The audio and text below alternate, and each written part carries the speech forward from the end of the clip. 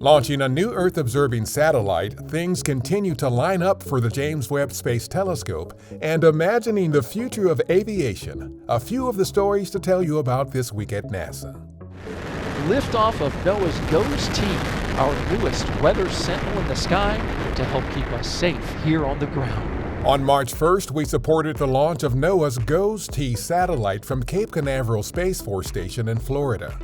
GOES-T is the third satellite in the Geostationary Operational Environmental Satellites or GOES-R series.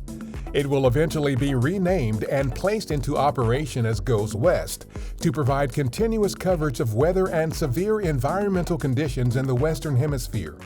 The GOES program also predicts space weather near Earth that can interfere with satellite electronics, GPS, and radio communications.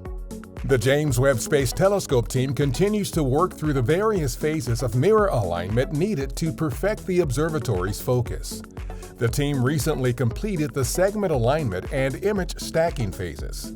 During these phases, they first moved Webb's mirror segments so that 18 scattered dots of starlight reflected from the same star were rearranged into Webb's signature hexagonal shape.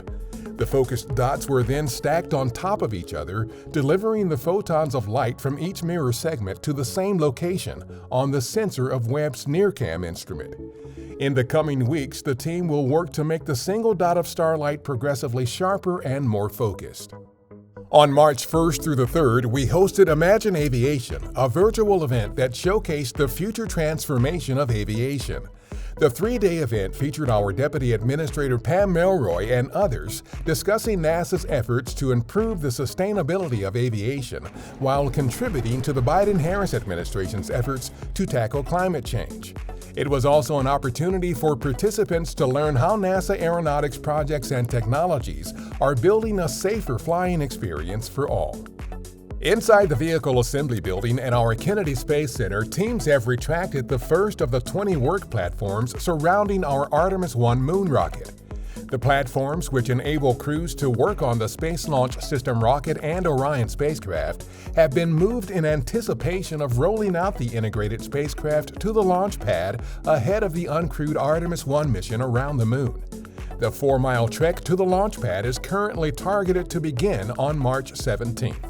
That's what's up this week at NASA. For more on these and other stories, follow us on the web at nasa.gov/twan.